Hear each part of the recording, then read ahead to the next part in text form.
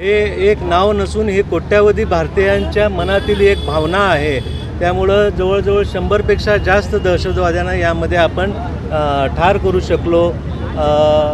आणि मी खरंच या ऑपरेशन सिंदूरबद्दल आपल्या भारतीय सेनेला मी सॅल्यूट करतो। त्यांनी अतिशय सुंदर काम या ठिकाणी केलेलं आहे आणि त्यांच्या या निमित्ताने आम्ही आज ही रॅली या ठिकाणी आयोजन करत आहे। आपल्या भारताचे पंतप्रधान म्हणतात की पाणी और खून एक साथ नहीं बह सकता। त्याचप्रमाणे मला व्यक्तिशः असं वाटतं की टेररिझम आणि टुरिझमसुद्धा एक साथ व्हायला नको आहे।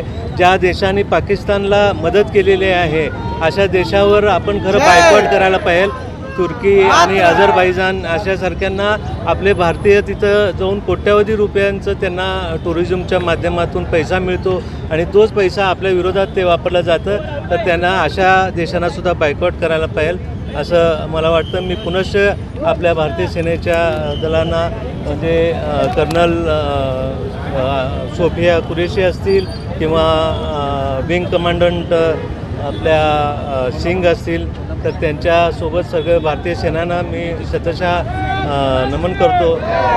धन्यवाद। पहलगाममध्ये जो आतंकवाद्यांनी भ्याड हल्ला केला आणि त्याच्यामध्ये आपले काही भारतीय नागरिक पर्यटक त्यांना मारलं गेलं, त्याच्या बदल्यामध्ये त्या ठिकाणी भारतीय सैनिकांनी भारत देशानं जो पाकिस्तानला घरात घुसून जो धडा शिकवला त्या आपल्या सैनिकांचं त्या ठिकाणी अभिनंदन मनोबल वाढविण्यासाठी माननीय महाराष्ट्राचे माजी मुख्यमंत्री तथा शिवसेना पक्षाचे मुख्य नेते एकनाथजी शिंदेसाहेब, विद्यमान उपमुख्यमंत्री यांनी सर्व महाराष्ट्रातील शिवसैनिकांना आदेशित केलं की आपल्या देशाच्या सैनिकांच्या पाठीमागं आपण त्यांचं मनोधैर्य वाढविण्यासाठी आणि त्यांनी जो पाकिस्तानमध्ये घुसून भारताकडे कोणी वाकड्या नजरेनं पाहिलं तर त्याला कशा पद्धतीनं चोख उत्तर दिलं जातं आहे हा धडा शिकविला। आणि त्यांनी जे सैनिकांनी केलेला पराक्रम आहे त्यांचं त्या ठिकाणी अभिनंदन करण्यासाठी आणि त्यांचं मनोबल वाढवण्यासाठी आपण त्यांच्या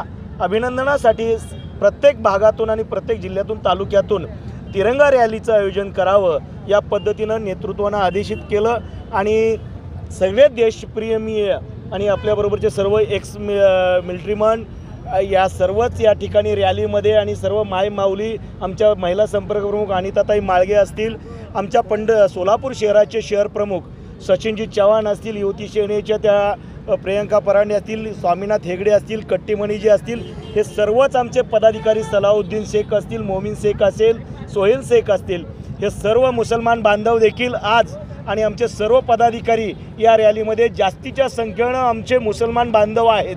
हे या रॅलीचं विशेष त्या ठिकाणी लक्ष केंद्रित करण्यासारखं आहे।